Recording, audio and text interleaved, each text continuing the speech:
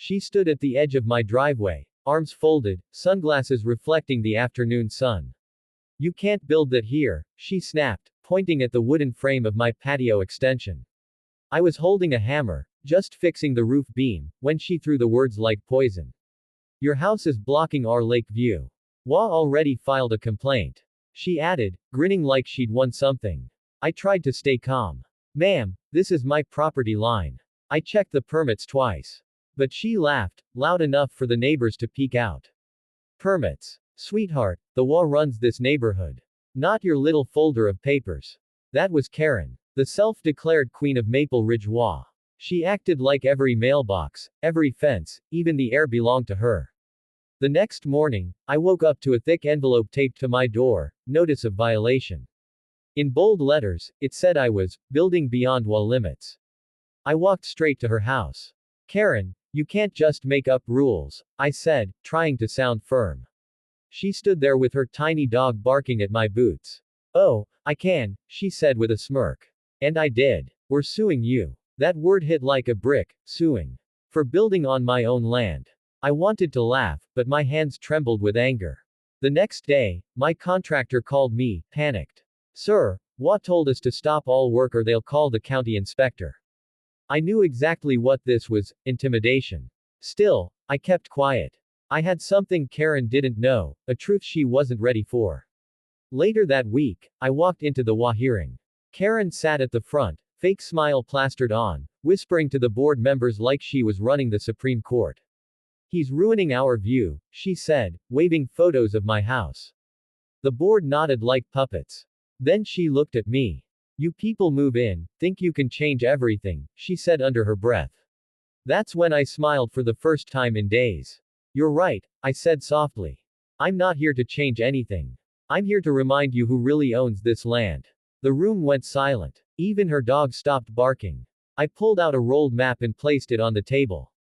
The HOA president frowned. What's this? Karen sneered. I leaned in, looking straight into her eyes. This, I said, tapping the paper, is the original county deed from 1954. This entire strip, including that lake view you're crying about, is part of my property. Her smirk froze. The board murmured. I could see her jaw tighten. But I wasn't done yet. And one more thing, I said, standing up. You just sued a federal land surveyor.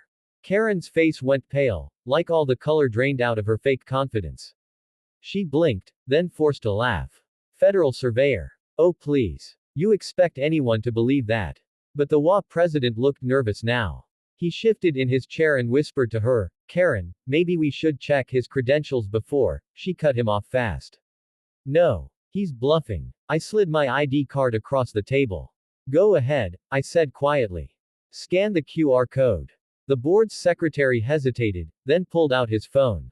A second later, the screen flashed United States Department of Interior, registered federal land surveyor.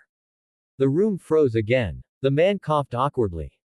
It's real. Karen's lips twitched. This doesn't change anything. She yelled, grabbing the violation notice from the table.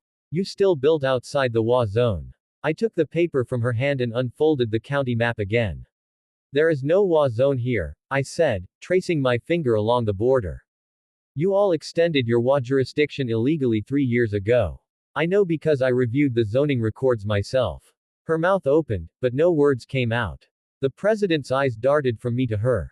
Karen, is that true? She stammered. I just followed what the previous board decided. But I could tell, she was the previous board. Every signature on those papers belonged to her.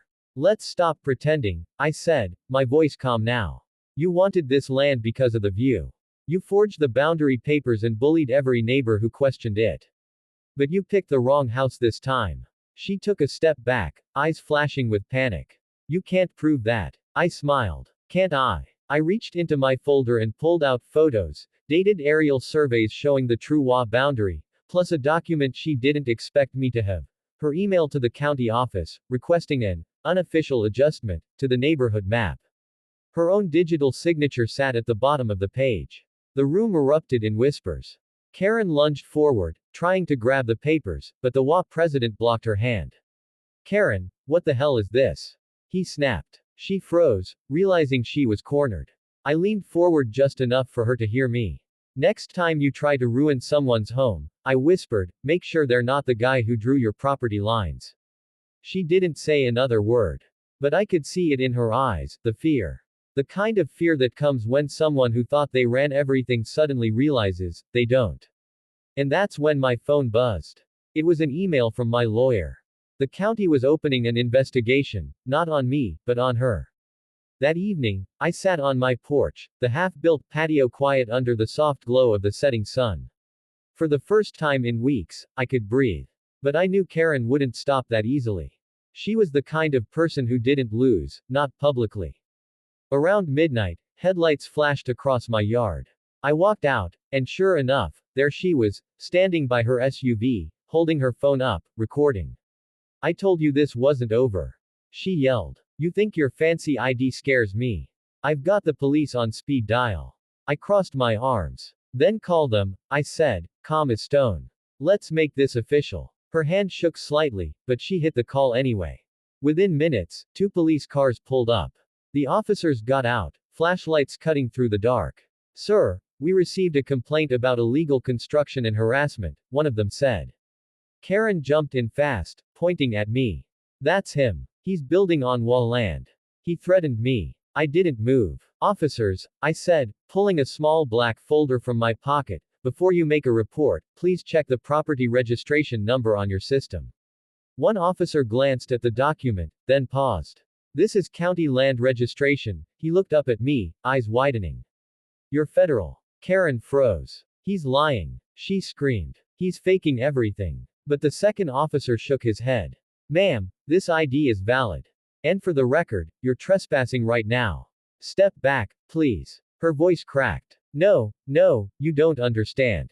He's trying to take over our neighborhood. She shouted, her words tripping over panic. The officers exchanged a look. Ma'am, calm down or we'll have to ask you to leave. That's when I pulled out my phone and pressed play. The sound of her earlier voice echoed through the quiet night. You can't build that here. I'll make sure you lose your house. I had recorded everything. Her tone, her threats, her fake authority. The officers listened, and one of them sighed. That's intimidation, ma'am. You can't do that. Karen's mouth opened, but no words came. Her hand dropped to her side. You recorded me. I nodded slowly. Every word. And the county investigator has it too. The officer took a step closer to her. Ma'am, you need to leave this property right now. She looked at me, eyes burning with hate and disbelief. You think you've won? She whispered. I didn't answer. I just watched as the flashing lights faded down the street, her SUV turning the corner and disappearing into the dark. But even as the night went quiet again, I knew it wasn't over. People like her never quit, they just plan their next move. And deep down, I had a feeling, her next one would be worse. I woke up the next morning to a crowd in my front yard. Neighbors, HOA board members, even a local reporter holding a mic. My phone was buzzing nonstop, dozens of messages, all with the same video. Karen had posted a clip online, claiming I threatened her and built illegally on HOA property. She'd cut out every part that showed her screaming, every word that exposed her lies. She's trying to ruin you, man, my contractor whispered, scrolling through the post. It already had thousands of views. The caption read, HOA board member harassed by aggressive builder, police did nothing. I felt that familiar anger rise again, not just because she lied, but because she knew exactly how to play the victim. By noon, another letter arrived at my door, emergency HOA meeting, immediate eviction review. My name was printed in bold at the top.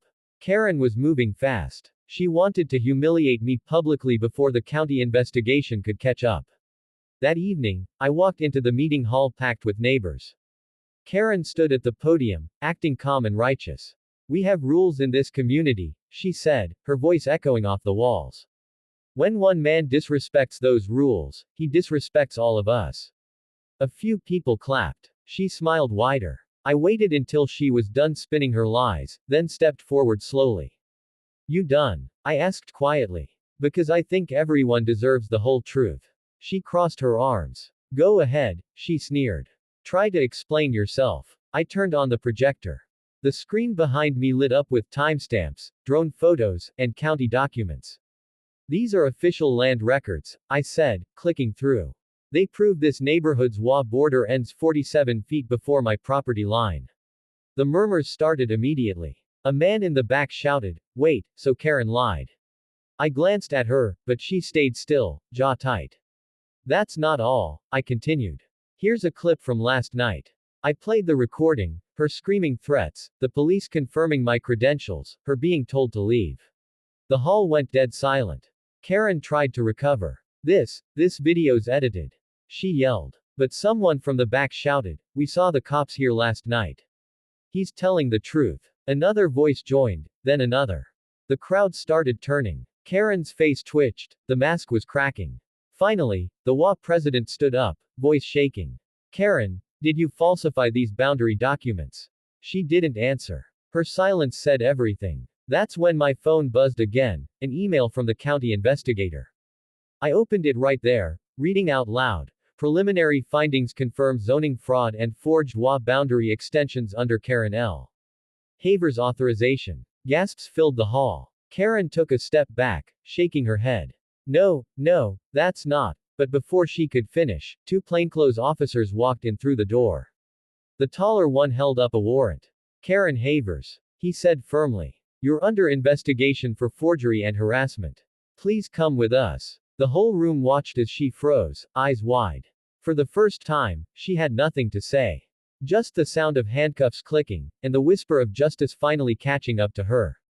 But as she was led out, she turned to me and muttered something low, something I couldn't ignore. "You don't know who you're dealing with," she said, a small, bitter smile on her face. This isn't over. The days that followed felt strangely quiet. No more knocks on the door, no fake notices, no shouting across the fence. Just peace, the kind I'd almost forgotten existed. Neighbors who once avoided eye contact now waved when they passed by.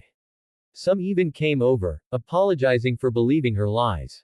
I didn't hold it against them. Karen had a way of convincing people she was right, until the truth hit like a hammer. A week later, the county issued its final report. Every document she filed, every fake rule she enforced, was exposed. The HOA board dissolved, and the neighborhood voted to rebuild under new management, this time, with real transparency. As for Karen, she was facing charges of forgery, falsifying property records, and harassment. The woman who once bragged about owning the whole street was now fighting to keep her own house. One evening, I stood at the edge of my new patio, finally complete, every board nailed in place, every beam set solid. The lake shimmered in the distance, the same view she had tried to claim.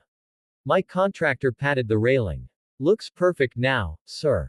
I smiled. "Yeah, it finally does." Before going inside, I opened my phone and saw one last email from the county attorney. It read, "Case closed. Property fully cleared. You're free to build as you wish." I looked out at the calm water, feeling the weight lift from my shoulders. Karen had tried to destroy me with fake rules and lies, but in the end, truth did what it always does, it outlasted everything. I whispered to myself, I didn't build this house to block anyone's view, I built it to protect mine. And as the sun dipped behind the horizon, that line stayed with me, not just as a victory, but as a reminder. In a world full of Karens with power trips and fake authority, the strongest weapon you can have is proof.